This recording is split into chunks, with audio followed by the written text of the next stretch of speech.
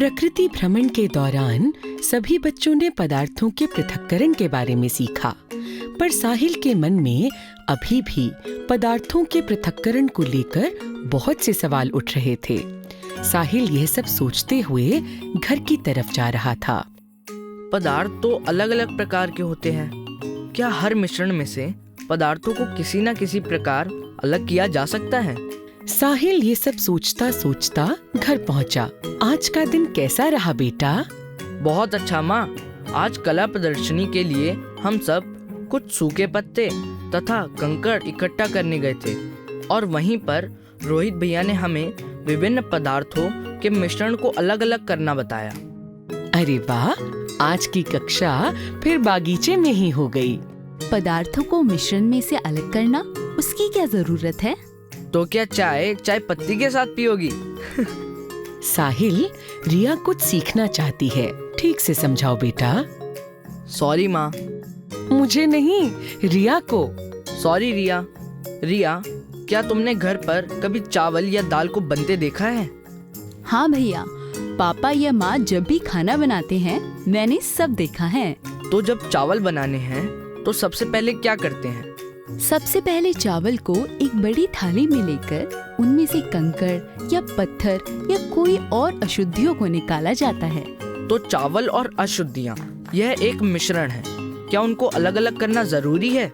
हाँ, हम चावल में मिली अशुद्धियाँ थोड़ी ही खाएंगे। तो इसीलिए मिश्रण से पदार्थों को अलग करना जरूरी है। और ऐसा जरूरी नहीं कि मिश्रण में कोई पदार्थ हानिकारक या कोई उपयोगी। कभी कभी दोनों ही पदार्थ उपयोगी हो सकते हैं। जैसे जब माँ मक्खन बनाती हैं तो मैं मक्खन भी खा लेती हूँ और अलग हुआ मट्ठा भी। साहिल और रिया बहुत जोर से हंसते हैं। अगर दोनों भाई बहन का हंसी खेल हो गया हो तो मेरे और पिताजी की मदद करोगे? हाँ। आज खाने में क्या बन रहा है? साहिल, आज खाने में बिरयानी और पकौड़े बन रहे हैं। माँ, पकोड़ों के साथ चटनी नहीं मिलेगी क्या? बिल्कुल बनेगी। आज हम चक्का दही बनाएंगे। पिताजी बिरयानी की तैयारी में लग गए और माँ बिरयानी में डलने वाली सब्जियां काटने लगी। साहिल, जरा मुझे एक बड़ा बर्तन तो देना। चावल से सभी कंकड़ पत्थर तो अलग हो गए हैं, कुछ और छोटी अशुद्धियां पानी से धोकर निकल जाएंगी। साहिल बड़े गौर से पिताजी को चावल को धोते हुए देख रहा था। उसने देखा कि पानी की मदद से भी बहुत सी अशुद्धियां चावल से निकल गईं। उसने झट से पिताजी से ये सवाल पूछ लिया। पिताजी, आज स्कूल में मैंने पदार्थों के पृथक्करण के बारे में जाना, जैसे हाथ से कंकड़ पत्थरों को अलग करना, हवा की मदद से धूल को अलग करना, पर ये पानी की मदद से अशुद्धियां निकालना, ये कौन सी प्रक्रिया होती है? साहिल, हम रसोई घर में ज्यादातर इसी तरह से चीजों को साफ करते हैं, जैसे चावल, दाल और सब्जियों को साफ करना। और जहां तक मुझे याद है, इस प्रक्रिया को हम अवसादन तथा निस्तारण बोलते हैं। एक ही प्रक्रिया के दो नाम? अरे नहीं साहिल, देखो, जब आप पानी एवं दाल या चावल को मिलाते हो तो कुछ कण ऊपर तैरने लग जाते हैं और कुछ कण नीचे बैठ जाते हैं। क्यों ना तुम इसे खुद करके देखो? साहिल एक बड़े बर्तन में चावल डालता है और उसमें पानी डालता है। वह देखता है कि छोटी छोटी अशुद्धियां पानी में ऊपर तैरने लगीं और चावल बर्तन की सतह पर बैठ गए। जब भारी पदार्थ नीचे बैठ जाते हैं, उस प्रक्रिया को अवसादन कहते हैं और अंग्रेजी में इसे सेडिमेंटेशन कहते हैं। अरे वाह, इस तरह से तो न सिर्फ ठोस मिश्रण पृथक हो सकते हैं, बल्कि द्रव्य और ठोस के मिश्रणों को भी पृथक किया जा सकता है। यह तो बड़ा आसान है। अब मैं बर्तन टेढ़ा करके पानी समेत यह सब अशुद्धियां निकाल देता हूँ। बिल्कुल सही साहिल। और क्या तुम्हें मालूम है, इस प्रक्रिया को निस्तारण बोलते हैं। अरे वाह, हमारा रसोई घर तो एक प्रयोगशाला की तरह लग रहा है। यहाँ पर कितना कुछ है जो हम कक्षा में सीखते हैं।